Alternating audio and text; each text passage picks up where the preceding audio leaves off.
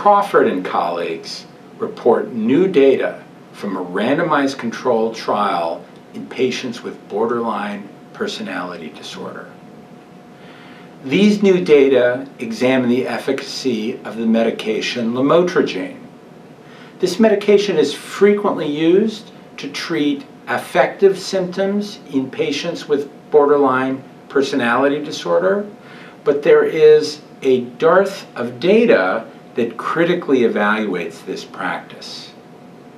These new data are quite important because they show that there is no benefit to using lamotrigine in patients with borderline personality disorder over placebo.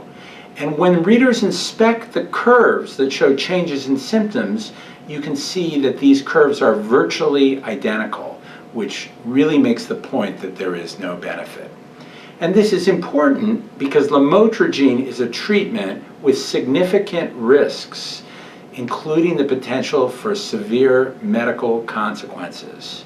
So this report should alert clinicians to be cautious, because not only do these risks exist, but for patients with borderline personality disorder, this new study suggests that the evidence is not strong for efficacy.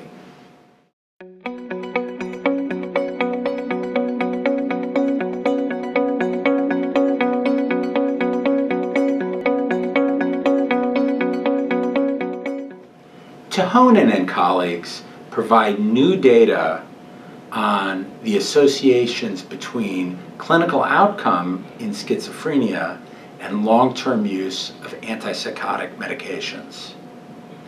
This is an extremely important question in terms of the safety and efficacy of long-term use, and it's one that has some controversy because it's a particularly difficult question to address.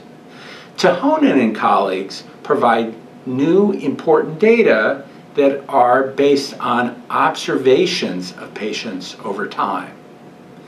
These kinds of data do have problems in that they are not experimental, so one needs to be careful about bias. On the other hand, they do provide long-term data. And there are two observations that clinicians should note from these observational data. One is that the potential benefits of continued use of antipsychotic treatments do appear to manifest in these data. The second is that the time course over which these benefits manifest is quite long. So when readers inspect the figures, looking at the change in risk over time between continuing or discontinuing antipsychotic medications, readers can see that this difference between these two lines remains stable over many years.